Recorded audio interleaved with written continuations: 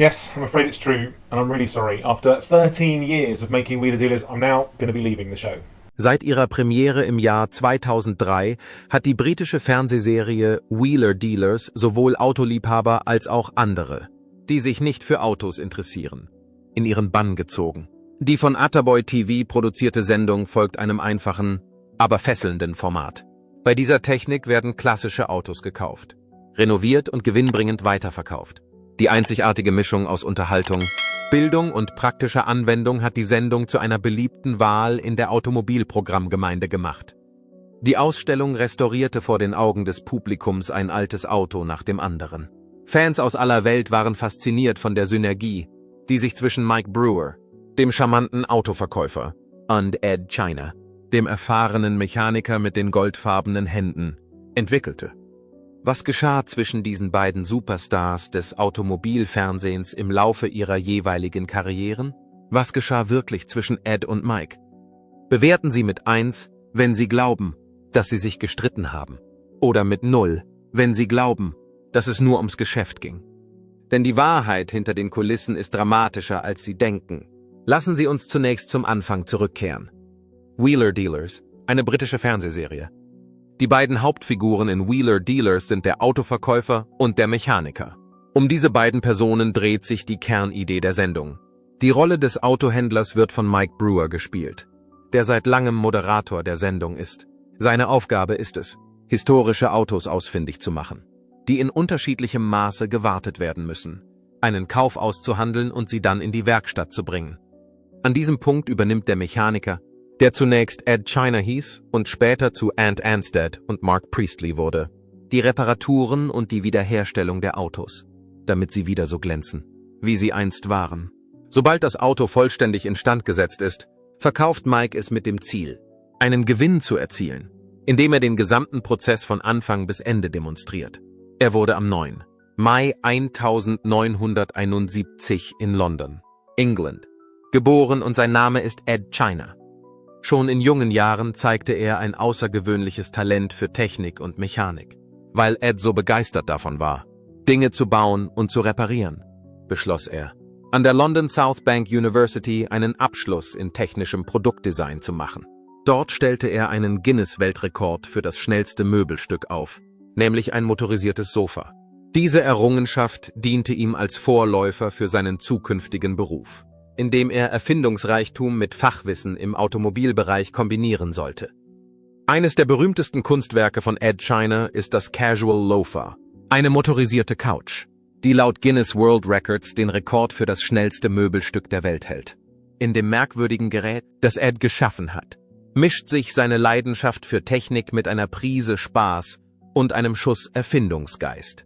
Das Konzept hinter dem Casual Loafer bestand darin, einen typischen Haushaltsgegenstand in etwas Besonderes zu verwandeln und damit Eds Erfindergeist zu verkörpern. Das lässige Loafer ist einfach eine zweisitzige Couch, die voll funktionsfähig ist und auf einem Fahrgestell mit Motorisierung installiert ist.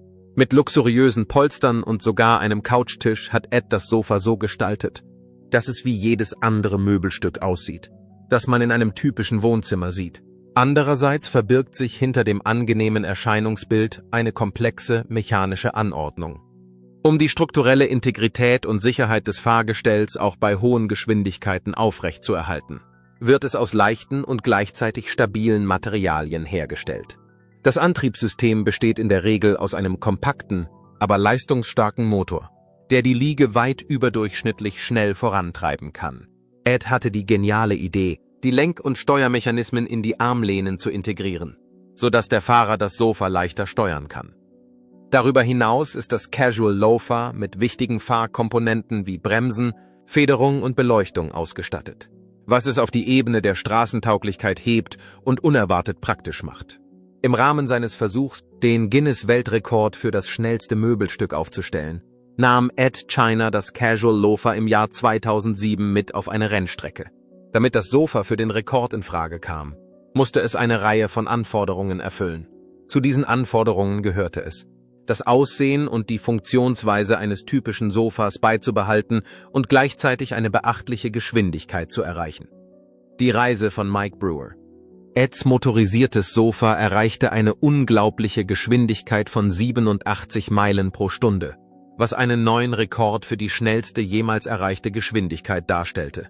Diese Leistung war nicht nur eine Demonstration von Eds Talenten als Ingenieur, sondern zeigte auch seine Fähigkeit, kreativ zu denken und sich etwas einfallen zu lassen, das nicht nur praktisch, sondern auch amüsant war. Eds Image als kreativer Ingenieur wurde durch die Rekordfahrt, die in den Medien große Beachtung fand, weiter gefestigt und gestärkt.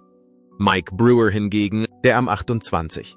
August 1964 in London geboren wurde, hat einen ganz anderen Weg eingeschlagen. Als Mike aufwuchs, weckte der Beruf seines Vaters als Autoverkäufer ein starkes Interesse an Automobilen, das er zu einer Leidenschaft entwickelte. Die frühe Einführung in die Welt des Automobils legte den Grundstein für Mikes spätere Unternehmungen. Zu Beginn seiner Karriere arbeitete er als Autohändler und kaufte und verkaufte Autos. Dies gab ihm die Möglichkeit, eine Karriere beim Fernsehen einzuschlagen. Es lag auf der Hand, dass Mike mit seiner lebhaften Persönlichkeit und seinen umfassenden Kenntnissen der Automobilbranche gut zum Fernsehen passen würde. Zu Beginn seiner Fernsehkarriere trat er in Serien wie Driven und Pulling Power auf, wo er sein Wissen und seine Begeisterung für Automobile mit einem immer größer werdenden Publikum teilte. Beide hatten eine Leidenschaft für Automobile, und es dauerte nicht lange, bis das Schicksal sie zusammenbrachte. Die erste Folge von Wheeler Dealers wurde 1973 auf dem Discovery Channel ausgestrahlt. Die Idee der Sendung war trotz ihrer scheinbaren Einfachheit faszinierend. Die Gebrauchtwagen, die Mike Brewer kaufte, waren häufig reparaturbedürftig, und Ed China nutzte sein Fachwissen als Mechaniker, um sie wieder auf Vordermann zu bringen. Anschließend wurde das Auto mit Gewinn verkauft, was den gesamten Prozess von Anfang bis Ende demonstrierte. Es war nicht zu leugnen, dass zwischen Mike und Ed von Anfang an eine unverkennbare Verbindung bestand. Eds technische Kompetenz und seine ruhige Art wurden durch Mikes Eifer und Verkaufstalent wunderbar ergänzt, denn sie waren die ideale Ergänzung. Die Tatsache, dass sie in der Lage waren, den Zuschauern eine einzigartige Kombination aus Spaß und Bildung zu bieten, trug zum Erfolg von Wheeler Dealers bei. Da Mike Brewer bereits über Erfahrungen als Fahrzeughändler verfügte, war er der perfekte Kandidat für die Moderation der Wheeler Dealers Show. Sein charmantes Auftreten, sein umfangreiches Wissen über das Automobilgeschäft und sein Verhandlungsgeschick waren wesentliche Komponenten bei der Beschaffung von Autos zu erschwinglichen Preisen. Mikes Geschäftsbereiche umfassten in der Regel das Auskundschaften möglicher Käufe, die Beurteilung der Qualität solcher Käufe und das Feilschen um die Kosten. Aufgrund seiner ansteckenden Leidenschaft und seines guten Blicks für Potenziale war der Kaufprozess nicht nur informativ, sondern auch unterhaltsam. Ed China hingegen ist ein tüchtiger Mechaniker und Erfinder, der von der ersten Ausstrahlung bis 2017 als Co-Moderator der Sendung fungierte. Aufgrund seiner überragenden Körpergröße und seiner lässigen Art war Ed für fast jeden sofort erkennbar. In seinen Beiträgen konzentrierte er sich auf die umfangreichen Restaurierungsarbeiten, die notwendig waren, um die Autos wieder in einen Zustand zu versetzen, in dem sie verkauft werden konnten. Die Methode, die Ed anwandte, war sehr gründlich und lehrreich, wobei er häufig auf die Komplexität der Automechanik einging. Er legte Wert darauf, die Dinge auf die richtige Weise zu tun, auch wenn das bedeutete, länger zu brauchen oder mehr Geld auszugeben, was bei den Zuschauern, die seine Gründlichkeit und Integrität bewunderten, Anklang fand. Er legte großen Wert darauf, die Dinge auf die richtige Art und Weise zu tun. Diese beiden tatkräftigen Personen sind für den Erfolg des Programms verantwortlich. Die Fähigkeit von Mike, ein gutes Geschäft zu erkennen, und Eds Geschick, ein in die Jahre gekommenes Auto in ein Meisterwerk zu verwandeln, sorgten für faszinierendes Fernsehen. Die Zuschauer lernten nicht nur etwas über Autoreparaturen, sondern konnten auch die freundschaftliche Beziehung und den gegenseitigen Respekt zwischen den beiden Moderatoren beobachten. Der pädagogische Wert von Wheeler Dealers ist einer der Hauptgründe, warum die Sendung so beliebt ist. Ziel der Sendung ist es, die Zuschauer nicht nur zu unterhalten, sondern ihnen auch die Erfahrung und das Selbstvertrauen zu vermitteln, die sie brauchen, um ihre eigenen Autoprojekte in Angriff zu nehmen. Dies wird durch eine Reihe von wesentlichen Elementen erreicht. Zunächst widmet die Sendung einen beträchtlichen Teil ihrer Zeit der Erläuterung der Verfahren, die bei der Restaurierung von Autos zum Einsatz kommen, und zwar nicht nur in den von Ed China und Ant Anstead präsentierten Teilen. Alle Schritte, von der Überholung des Motors bis hin zur Reparatur der Karosserie, werden detailliert beschrieben. Innerhalb der Mechanik werden die verwendeten Instrumente und Verfahren, die üblichen Fehler, die vermieden werden sollten, und die grundlegenden Ideen, die jedem Vorgang zugrunde liegen, erklärt. Diese Art der Schulung nimmt der Autoreparatur das Geheimnisvolle und macht sie für Zuschauer, die nur ein begrenztes Verständnis für mechanische Konzepte haben, zugänglicher. Darüber hinaus enthält Wheeler Dealers eine Fülle von nützlichen Anleitungen, die der Leser für seine eigenen Bemühungen nutzen kann. Es gibt immer wieder Abschnitte, die Ratschläge dazu enthalten, wo man Bauteile bekommt, Methoden zur Kostenreduzierung und Schritt-für-Schritt Anleitungen zur Reparatur schwieriger Probleme. Die Episode bietet einen Leitfaden für erfolgreiche Do-it-yourself-Restaurationen, indem sie die Bedeutung von Vorbereitung, Sicherheit und Gründlichkeit im Prozess hervorhebt. Mit Ausnahme der meisten Shows zur Fahrzeugrestaurierung handelt es sich bei den in Wheeler Dealers gezeigten Fahrzeugen oft um historische Modelle, denen die Zuschauer auch im wirklichen Leben begegnen können. Durch die Darstellung alltäglicher Probleme und praktischer Lösungen behält die Sendung ihre Bodenständigkeit und Relevanz für normale Menschen, die sich für Automobile interessieren. In vielen Fällen sind die ausgewählten Arbeiten repräsentativ für die üblichen Schwierigkeiten, die Heimwerker bei der Restaurierung haben. Weezer B. Rostsanierung, Motorprobleme und Polsterarbeiten. Die Sendung legt auch großen Wert auf die Budgetierung und die finanziellen Aspekte der Fahrzeugrestaurierung, was ein weiterer wichtiger Bestandteil der Show ist. Der ursprüngliche Kauf jedes Fahrzeugs durch Mike Brewer und der anschließende Verkauf jedes Fahrzeugs bieten ein klares Bild der finanziellen Verzweigungen, die mit Initiativen dieser Art einhergehen. Durch diese Offenheit sind die Zuschauer besser in der Lage, die möglichen Ausgaben und Einnahmen im Zusammenhang mit der Fahrzeugrestaurierung zu verstehen, was sie wiederum ermutigt, ihre Projekte mit einer gut definierten Finanzstrategie anzugehen. Wheeler Dealers hat einen bedeutenden Beitrag für die Gemeinschaft derjenigen geleistet, die ihre Autos selbst restaurieren. Viele Zuschauer wurden durch die Sendung motiviert, ihre eigenen Projekte in Angriff zu nehmen, weil sie den Restaurierungsprozess vereinfacht und eine Fülle von Informationen liefert, die in der Praxis anwendbar sind. Um eine blühende Gemeinschaft von Enthusiasten mit ähnlichen Interessen zu kultivieren, werden in Online-Foren, Social-Media-Gruppen und Fahrzeugclubs häufig Gespräche über Episoden und Techniken geführt, die in der Sendung gezeigt werden. Wheeler Dealers. Eine Reise voller Innovationen und Meinungsverschiedenheiten. Die Popularität von Wheeler Dealers hat zu einer Reihe von Spin-offs und Inhalten geführt, die mit der Serie verbunden sind. Wheeler Dealers sind hier aufgelistet. Diese Folge von Trading Up begleitet Mike Brewer auf seiner Reise um die Welt und beim Kauf und Verkauf von Autos auf verschiedenen Marktplätzen weltweit. Im Laufe der Jahre hatte Wheeler Dealers immer wieder mit Schwierigkeiten zu kämpfen. Der Automarkt war unbeständig. Der Schwierigkeitsgrad von Restaurierungen stieg und der Druck, Informationen zu produzieren, die sowohl unterhaltsam als auch lehrreich sind, nahm zu. Trotz dieser Herausforderungen machten Mike und Ed immer wieder Fortschritte und brachten Episoden von gleichbleibend hoher Qualität heraus, die die Zuschauer immer wieder zurückkommen ließen. Im Laufe der Ausstellung erreichten die Restaurierungen ein immer höheres Maß an Perfektion. Jedes einzelne Fahrzeug hatte seine ganz eigenen Herausforderungen. Von antiken amerikanischen Muscle Cars bis hin zu seltenen Importen aus Europa. Obwohl Eds Erfindungsreichtum und Mikes Hartnäckigkeit auf die Probe gestellt wurden, stellten sie sich der Herausforderung und bewiesen immer wieder, warum sie die erfolgreichsten in der Branche sind. Es waren nicht nur die Einnahmen und Einschaltquoten im Fernsehen, die ihren Erfolg bestimmten. Mike und Ed waren in der Lage, eine beträchtliche Anzahl von Anhängern zu gewinnen, die ihre Arbeit liebten und die lehrreiche Komponente der Show schätzten. Regelmäßige Begegnungen mit Fans. Die Teilnahme an Autoveranstaltungen und öffentliche Auftritte wurden zu einem normalen Teil ihres Lebens, was ihre Stellung als Automobillegenden weiter festigte. Als beide Moderatoren der Sendung ihre eigenen Wege gingen, konnten wir beobachten, wie sehr das Publikum beiden zugetan war. Die Fans von Ed machten Mike für alles verantwortlich, was zwischen den beiden vorgefallen sein mag.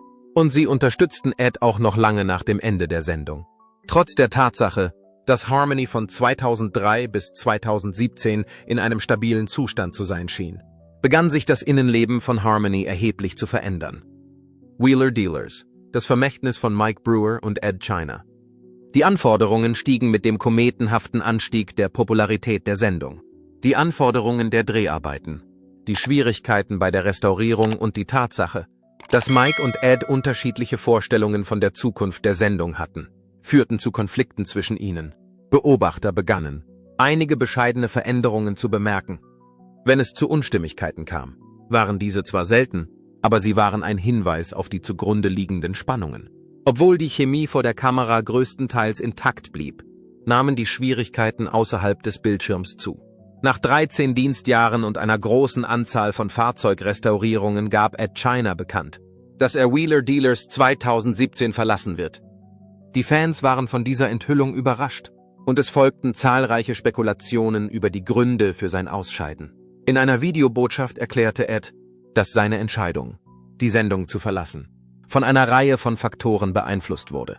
Darunter Differenzen im kreativen Ansatz und Veränderungen in der Produktionsmethodik. Im Gegensatz zu den meisten anderen Reality-Sendungen stellten sich die beiden Moderatoren den Medien und gaben sich gegenseitig die Schuld für die möglichen Gründe, die zu Eds Ausscheiden führten. Aus Mikes Sicht brachte er vor allem seine Unzufriedenheit darüber zum Ausdruck, dass jemand, mit dem er im Laufe ihrer Beziehung so viel geteilt hat, plötzlich aussteigen könnte, ohne darüber nachzudenken. Ed behauptet, dass die neue Ausrichtung des Programms, die durch Veränderungen im Produktionsteam herbeigeführt wurde, den Schwerpunkt weniger auf die komplizierte mechanische Arbeit legte, die zu seinem Markenzeichen geworden war. Infolge dieser Änderung glaubte er, dass der pädagogische Wert der Aufführung und seine Position darin geschmälert wurden. Für Ed war die Wahrung der Authentizität der Inhalte von größter Bedeutung, und wann immer er das Gefühl hatte, dass diese in Gefahr war, entschied er sich zu lösen. Während dieser Zeit äußerte Mike Brewer seine Unzufriedenheit, räumte aber ein, dass er Eds Entscheidung unterstütze. In den Interviews betonte Mike, wie wichtig es ist, das Programm weiterzuentwickeln, um es für die Zuschauer interessant und fesselnd zu gestalten. Obwohl er die künstlerischen Unterschiede zwischen ihnen anerkannte, wies er auch auf die glücklichen Erfahrungen und Erfolge hin, die sie im Laufe der Jahre geteilt hatten. Es wurde geflüstert, dass es eine tiefere Spaltung gab, obwohl die Öffentlichkeit professionell war. Andere meinten, dass die Anforderungen der Berühmtheit und die unterschiedlichen persönlichen Ziele der beiden einen Bruch zwischen ihnen verursacht hätten. Mike und Ed waren jedoch die einzigen, die die Realität der Situation kannten. Ed China engagierte sich auch nach seinem Ausscheiden bei Wheeler Dealers weiterhin in der Automobilbranche. Ed Chinas Garage Revival war der Name seines eigenen YouTube-Kanals, den er einrichtete, um mit seinem Publikum in Kontakt zu bleiben und seine Begeisterung für die Restaurierung und Mechanik von Autos zu teilen. Der Sender ermöglichte es Ed, seiner Vision treu zu bleiben und sich auf die komplizierte mechanische Arbeit zu konzentrieren, die ihm die Zuneigung einer großen Zahl von Zuschauern eingebracht hatte. Im Gegensatz dazu blieb Mike Brewer sein ganzes Arbeitsleben lang bei Wheeler Dealers beschäftigt. Ant Anstead, ein neuer Mechaniker, wurde in der Show in die Gruppe eingeführt. Er brachte seine eigene einzigartige Mischung aus Wissen und Stil in die Gruppe ein. Obwohl sich die Dynamik veränderte, blieb das Hauptziel der Sendung, nämlich die Restaurierung und Vermarktung historischer Automobile, dasselbe.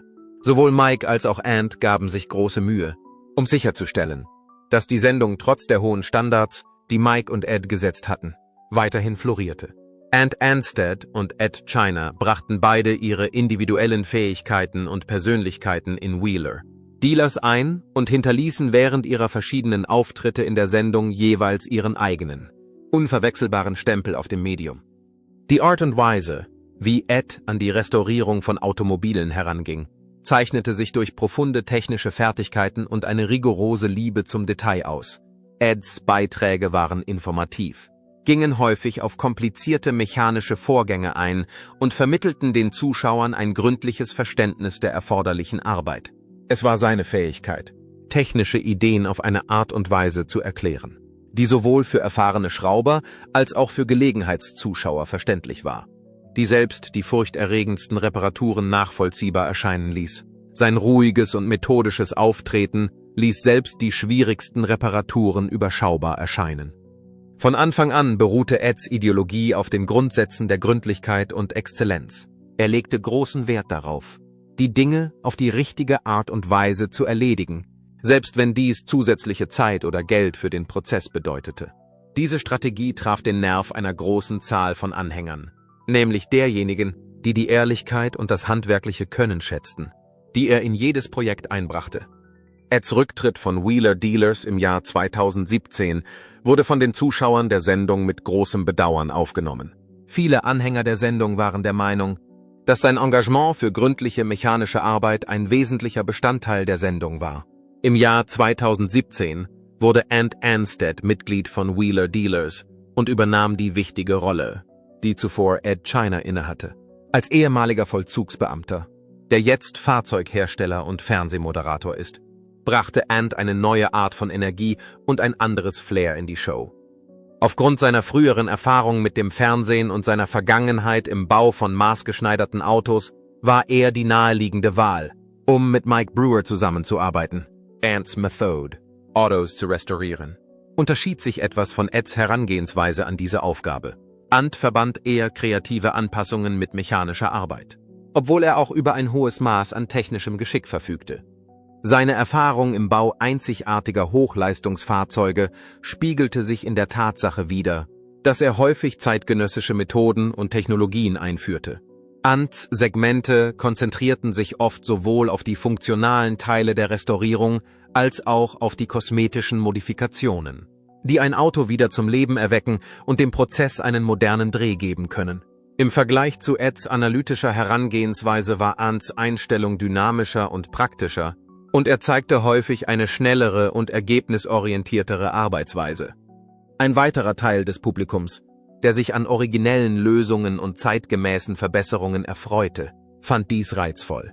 Ants Aufenthalt in der Show zeichnete sich durch seine Fähigkeit aus, durch seine Begeisterung für Automobile und seinen sympathischen und anregenden Präsentationsstil eine Verbindung zu den Zuschauern herzustellen.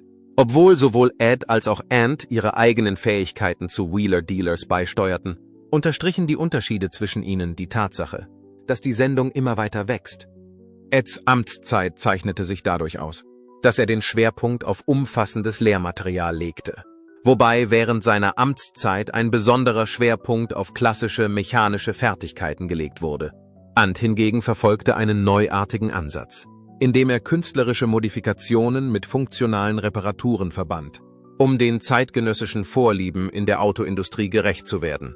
Ed China und Ant Anstead trugen nicht nur maßgeblich zum Erfolg von Wheeler Dealers bei, sondern hinterließen auch ihr ganz eigenes Vermächtnis. Die Nachfolge von Ant Anstead. Eds gründlicher Lehransatz legte die Messlatte für Autorestaurationssendungen hoch, während Ant mit seinem dynamischen, kreativen Flair der Serie eine neue Dimension verlieh und dafür sorgte, dass sie auch in Zukunft populär und relevant sein würde. Andererseits wird Eds Abgang nicht das letzte Mal sein, dass ein wichtiger Mitarbeiter die Sendung während ihrer Laufzeit verlassen wird. Ein weiterer Mitarbeiter, der Wheeler Dealers im Jahr 2020 verlassen wird, ist Ant Anstead, der von Mark Priestley abgelöst wird, einem Techniker, der zuvor für McLaren Formula One gearbeitet hat. Indem er sein umfangreiches Wissen über Hochleistungsautomobile in die Ausstellung einbrachte, konnte Priestley das Erbe der gründlichen Fahrzeugrestaurierung fortsetzen, das Mike Brewer begründet hatte. Ant Anstead gehört auch nach seinem Ausscheiden bei Wheeler Dealers zu den wichtigsten Persönlichkeiten in der Automobil-Fernsehbranche. Durch seine Teilnahme an einer Reihe von Auftritten hat er seine Anpassungsfähigkeit und sein Können unter Beweis gestellt. Besonders erwähnenswert ist die Tatsache, dass er Co-Moderator bei World's Greatest Cars und Ant Anstead Master Mechanic war, bei denen er an ehrgeizigen Automobilprojekten arbeitete. Darüber hinaus hat Ant an der Serie Radford Returns teilgenommen, in der er zusammen mit Jenson Button, einem ehemaligen Formel-1-Weltmeister, die Marke Radford wieder zum Leben erweckt, indem er einzigartige Premium-Autos für die Marke konstruiert. Mit einem vielfältigen Portfolio an Shows, die sowohl Autofans als auch Gelegenheitszuschauer ansprechen, ist Anstead zu einer beliebten Figur in der Welt der automobilen Unterhaltung geworden. Sein fesselndes Charisma und sein umfassendes Wissen über Automobile haben ihn zu einer bekannten und respektierten Figur in der Branche gemacht. Seit ihrer Zeit bei Wheeler Dealers haben Mike und Ed ihre Wertschätzung für die Chancen zum Ausdruck gebracht, die sich ihnen in dieser Zeit boten. Sie haben zugegeben, dass trotz der Tatsache, dass ihr Leben unterschiedliche Richtungen eingeschlagen hat, die Erfahrungen, die sie gemeinsam gemacht haben, einen unauslöschlichen Eindruck in der Welt der Automobile und bei den Menschen, die sie unterstützt haben, hinterlassen haben. Mike Brewer und Ed China haben eine Geschichte, die von einer Kombination aus Leidenschaft, Entschlossenheit und dem Streben nach Perfektion geprägt ist. Durch ihre Zusammenarbeit gelang es ihnen, etwas wirklich Bemerkenswertes zu schaffen. Eine Sendung, die ihr Publikum nicht nur unterhält, sondern auch informiert und inspiriert. Auch wenn sie auf dem Weg dorthin Hindernisse überwinden mussten, ist es unmöglich, die bedeutenden Beiträge zu leugnen, die sie im Bereich des Automobilfernsehens geleistet haben. Wir als Fans sind in der Lage, die bemerkenswerte Arbeit, die sie geleistet haben, und das Vermächtnis, das sie geschaffen haben, zu würdigen. Die Sendung Wheeler Dealers ist nach wie vor ein Fanliebling, und die Lektionen, die aus der Beziehung von Mike und Ed gelernt wurden, verbinden sich weiterhin mit Menschen, die sich für Autos auf der ganzen Welt begeistern. Um Ihre Frage zu beantworten: Was genau hat sich zwischen Ed China und Mike Brewer abgespielt? Unterschiedliche kreative Ansätze, sich ständig weiterentwickelnde Perspektiven und das natürliche Wachstum der Berufe sind die Faktoren, die zu den Antworten beitragen. Tatsache ist jedoch, dass beide Personen der Welt des Automobils einen unauslöschlichen Stempel aufgedrückt haben. Ein Vermächtnis, an das man sich noch viele Jahre lang erinnern wird. Ungeachtet der Schlagzeilen und Gerüchte, die über sie im Umlauf waren. Die Reise durch die Geschichte von Wheeler Dealers und die Geschichte von Mike Brewer und Ed China zeigt, dass ihr Vermächtnis eine Demonstration der Kraft ist, die durch das Streben nach Qualität, Begeisterung und harter Arbeit erreicht werden kann. Ihre Beiträge zur Welt der antiken Automobile und der Automobilrestaurierung werden auch weiterhin andere inspirieren. Unabhängig davon, ob sie schon lange ein Fan des Programms sind oder gerade erst damit anfangen. Wie ist ihre Beziehung?